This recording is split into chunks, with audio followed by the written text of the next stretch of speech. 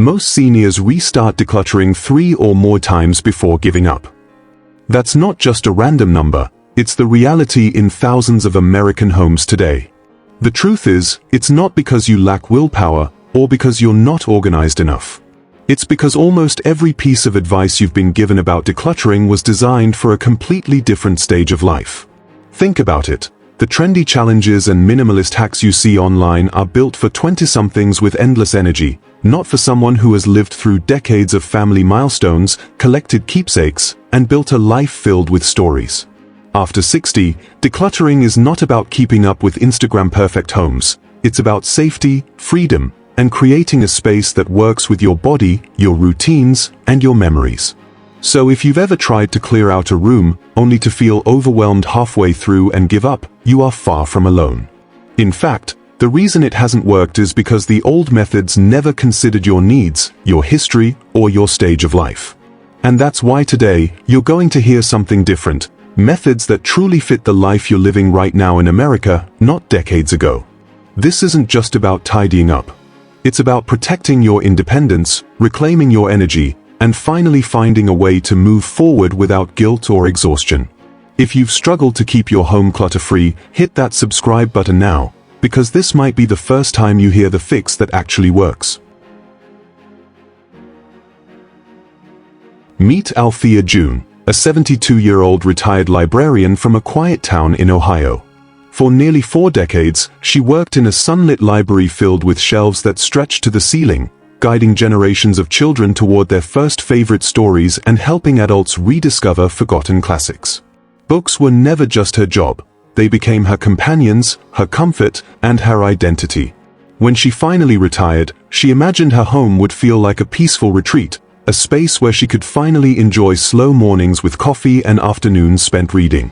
But instead, her home became something very different, a warehouse of decades worth of memories. Every corner of Althea's home told a story. Stacks of novels she had promised herself she'd reread someday. Boxes filled with old photographs, vacations, family birthdays, her late husband's handwritten notes tucked into the edges. Handmade quilts from her mother, half-finished craft projects, gifts she could never bring herself to part with. To someone else, it might just look like clutter. To Althea, it was her life laid out in piles. And yet, despite the warmth those items once brought her, she started to feel trapped by them. The walls of her house seemed to close in tighter with every new box that found its way into the attic. Like many seniors, Althea tried all the popular advice. She signed up for a 30-day decluttering challenge where she was supposed to get rid of 1 item on the first day, 2 on the second, and so on. She bought checklists from minimalism websites that promised she'd feel free in just a few weeks. She even gathered the courage for big donation drives, packing up bags of clothes and trinkets she thought she wouldn't miss. For a few days, sometimes even a few weeks, it felt like maybe she was finally getting ahead of it. But before long, the clutter crept back in, like a tide she couldn't stop. The truth was, Althea wasn't failing, those methods were failing her. They weren't designed for someone who had lived through 7 decades, with a lifetime of keepsakes that carried deep emotional weight. Each time she tried to let go, she felt like she was erasing pieces of her history. And that feeling left her stuck, exhausted, and defeated. She once admitted to a friend, "I feel like I'm drowning in my own history." That wasn't an exaggeration, it was the daily reality of living in a home overflowing with memories she couldn't bear to abandon, but also couldn't live peacefully with. Her story isn't unique. Many seniors just like Althea find themselves at the same crossroads, wanting freedom, craving simplicity, but feeling held hostage by possessions that hold more than just material value. And it's in this tension, between the desire to move forward and the fear of letting go, that most decluttering attempts collapse. For many seniors, decluttering isn't a simple matter of taking a trash bag and tossing things out. At first glance, it may look like a matter of too much stuff in too little space, but the reality is far deeper and more personal. The reason decluttering often fails after 60 isn't about laziness or lack of discipline, it's about the unique challenges that come with this stage of life. Let's look at the 3 major reasons why so many attempts collapse, even when the motivation is strong. 1. Emotional weight is different. When you're in your 20s or 30s, decluttering usually feels simple. A cluttered closet might just mean clearing out some outdated clothes, a few impulse buys, or a gadget you never figured out how to use. But after 6 or 7 decades of living, the items in your home aren't just stuff. They've become containers of memory. A mug isn't simply ceramic, it's the one your child painted in grade school, still chipped at the rim but priceless in meaning. A coat isn't just fabric, it's the one you wore on a snowy trip with your spouse before they passed away. Even the smallest object, a keychain, a postcard, an old recipe card, can hold a flood of emotion the moment you touch it. That's why decluttering after 60 feels less like organizing and more like grieving. Each decision to let go can feel like erasing a piece of your personal history. While a younger person might see donating a box of books as creating extra space, a senior may see it as giving away the very chapters of their own life. Mainstream advice rarely acknowledges this difference. Minimalism gurus often repeat the line, "If you haven't used it in a year, toss it." But use doesn't equal value when you're older. A photo album might not be touched every day, but the memories it contains are irreplaceable. And so, many seniors pause, hesitate, and eventually stall. What looks like clutter on the outside is, on the inside, an intricate weave of identity, love, and loss. It's no wonder that letting go becomes one of the hardest steps. 2. Physical energy and health limitations. Another overlooked factor when it comes to decluttering after 60 is physical energy, or rather, the natural decline of it. So much of the advice you see online assumes a body that doesn't yet know the daily reality of stiff joints, sore backs, and the way fatigue can set in faster than it used to. Marathon decluttering weekends, fill 10 bags in a single day, or tackle the whole kitchen this afternoon. These methods were designed for people who can bend, lift, and haul without thinking twice. They assume knees that don't ache with every trip up the stairs, a back that doesn't seize up after carrying a heavy box, and stamina that doesn't vanish after an hour of pushing through. For seniors, that kind of physical strain isn't just exhausting, it can be downright dangerous. Lifting bins full of old clothes can trigger back injuries. Balancing on a chair to reach the top shelf can risk a fall. Even the simple act of bending and standing repeatedly to sort through a drawer can leave a person sore for days afterward. And here's what usually happens. A senior begins with determination, often fueled by guilt or embarrassment about the clutter. They push hard for a few hours, convinced that sheer willpower will carry them through. But before long, their body gives out. Muscles ache, energy drains, and instead of that satisfying feeling of lightness, what remains is exhaustion and frustration. And then comes the burnout. The half-sorted piles are still sitting in the hallway the next day, but the body isn't ready to face them again. What started as momentum quickly feels like defeat. The clutter remains, sometimes worse than before, and the cycle repeats. Each attempt chips away at confidence, creating the illusion that decluttering is impossible. In reality, it isn't the person who failed, it's the method that asked more of their body than it could safely give. And until the approach matches the energy and abilities of life after 60, the clutter will keep finding its way back. 3. Outdated and unrealistic systems. The third reason decluttering so often fails after 60 is that most of the popular advice simply doesn't fit the realities of older adults. Take Marie Kondo's famous spark joy method. On the surface, it sounds simple. Hold an item in your hand and ask yourself if it makes you happy. But for someone who has lived through 7 decades, that process can mean thousands, sometimes tens of thousands, of tiny emotional decisions. Each photograph, every book, every keepsake carries some kind of memory. Instead of clarity, the process becomes emotionally exhausting, draining the very energy needed to make progress. And then there's the practical side. Not everything in a senior's home is meant to spark joy. A walker may not feel joyful, but it's a tool of independence. A stack of medical files doesn't make anyone smile, but they are essential for care and peace of mind. That nuance is almost always overlooked.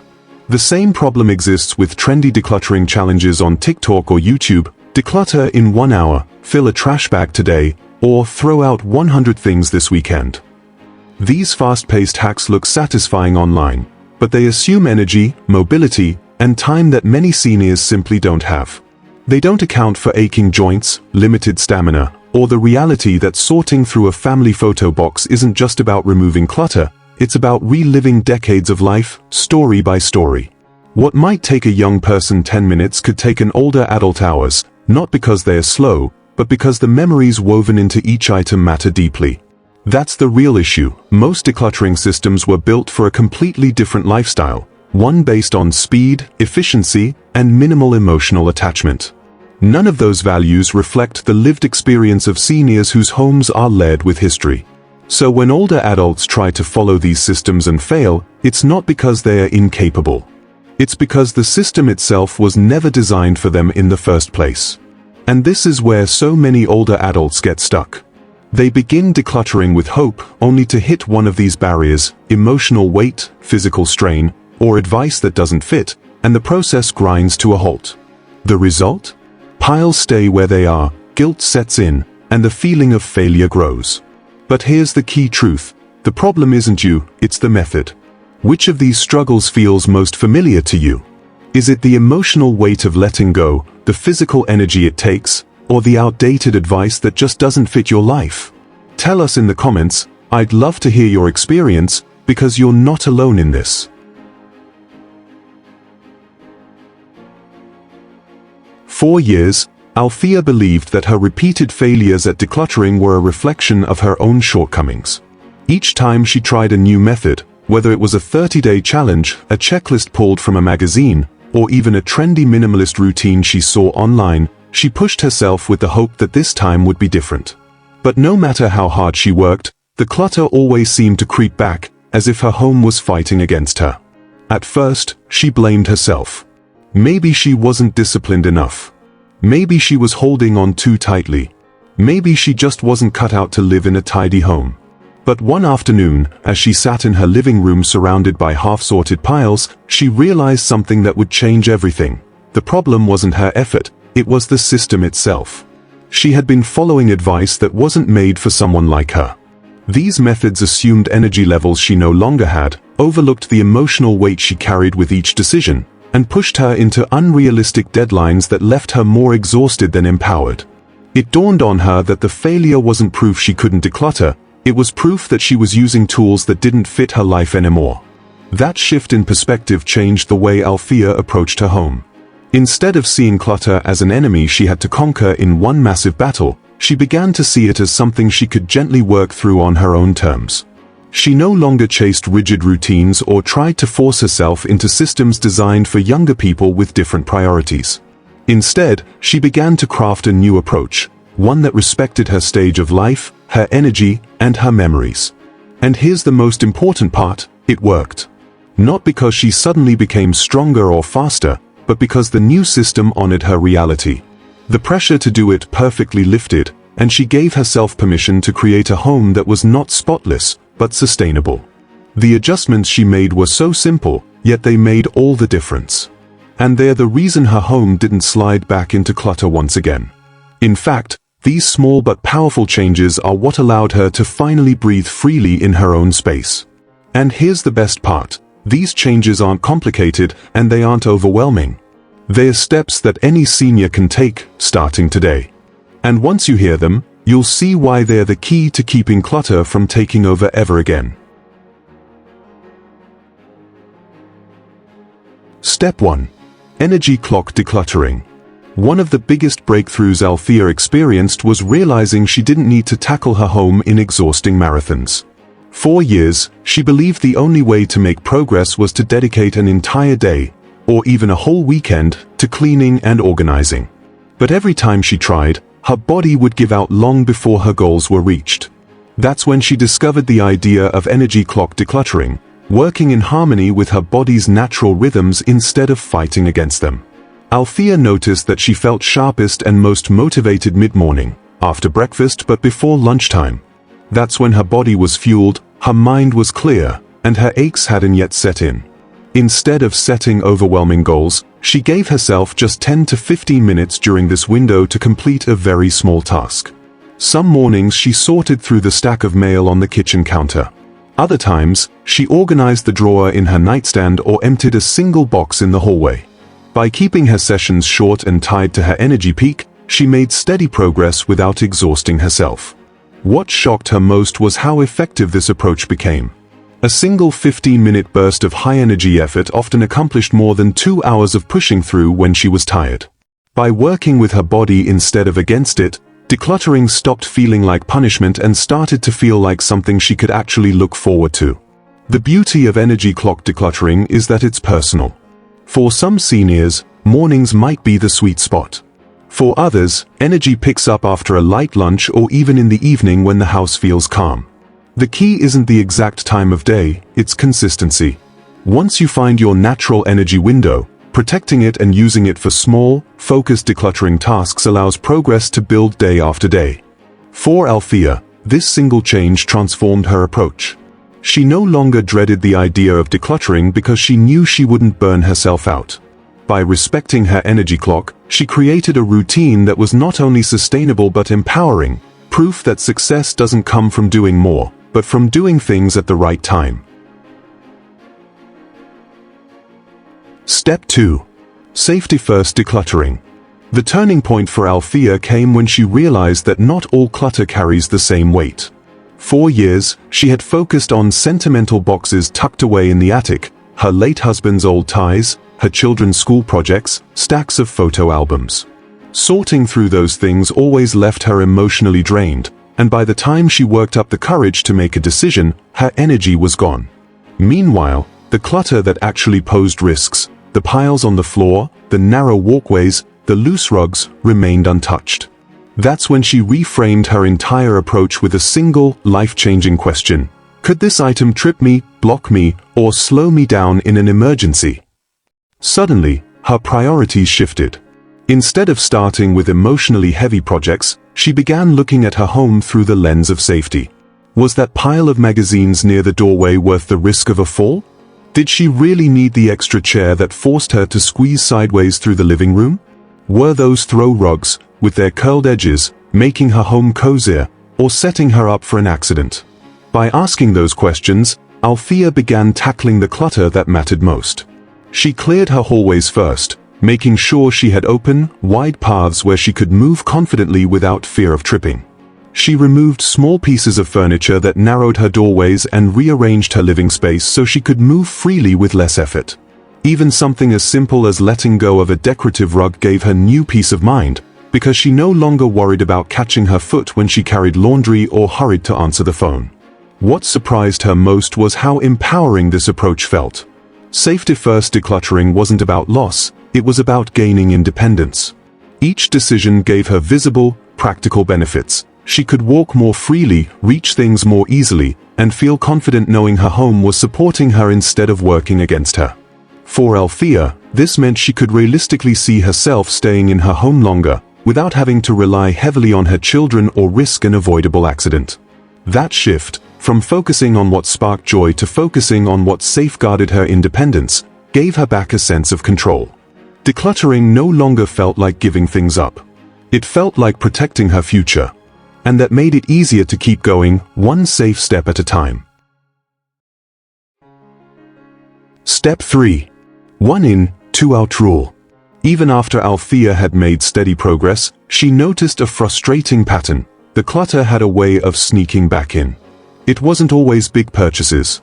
Sometimes it was small gifts from friends, a trinket from church, or a new blouse she found on sale and couldn't resist.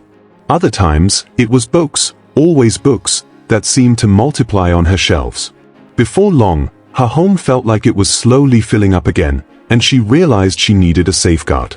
That's when she discovered the 1 in, 2 out rule.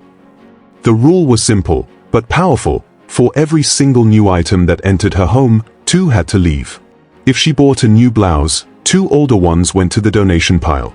If a new book arrived in the mail, 2 others were passed along to a neighbor or library. If she picked up a new kitchen gadget, she let go of 2 that sat unused in the drawer. At first, it felt like a small discipline, but very quickly it became second nature. What made this rule so effective was that it didn't just stop clutter from building up again, it made her more thoughtful before she bought anything new. She had to pause and ask herself, what am I willing to let go of to make space for this? That simple question cut down on impulse purchases and gave her a new sense of control over her spending. Living on a fixed income, this also helped her stretch her budget. Buying something new now required an intentional choice, not just a moment of temptation. Over time, this habit changed her relationship with her home. Instead of slowly filling back up, her spaces stayed open and manageable. The progress she had fought so hard to achieve no longer disappeared within a few months. She noticed that her closets were easier to manage, her shelves were no longer overcrowded, and her kitchen counters stayed clear.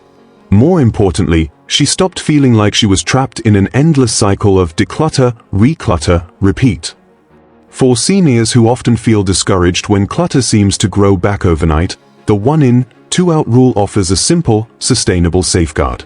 It creates a balance, allowing you to enjoy new things when you need or want them, but without sacrificing the hard-won freedom of a lighter, safer home.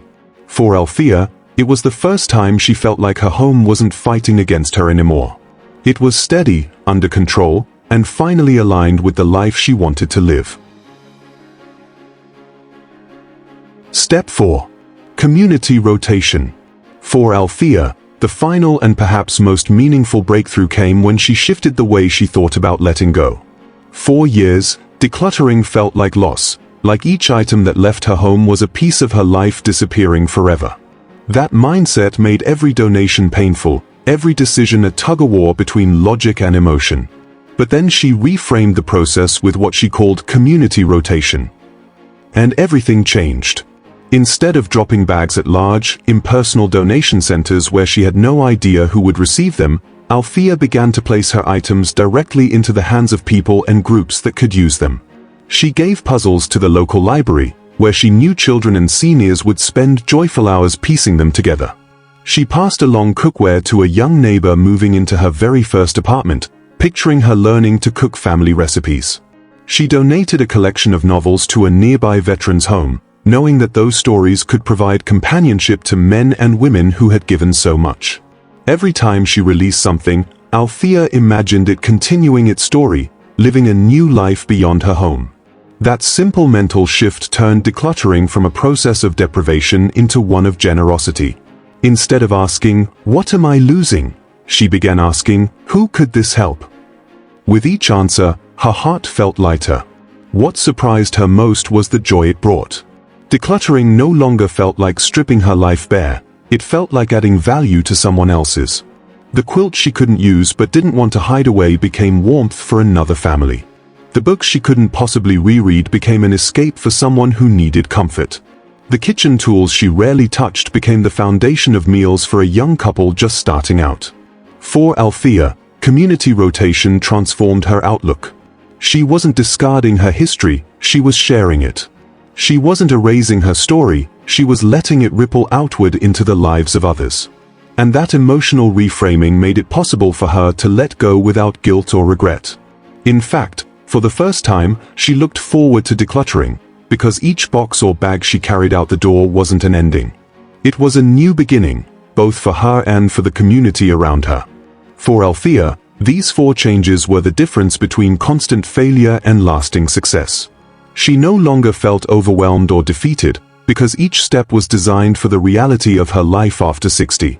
And the best part is, none of these methods require huge amounts of energy or drastic sacrifices. They simply ask you to work with your body, your priorities, and your community. Which of these feels most doable for you? Energy clock, safety first, 2-out rule, or community rotation? Drop your pick in the comments below. I'd love to see which approach connects most with you.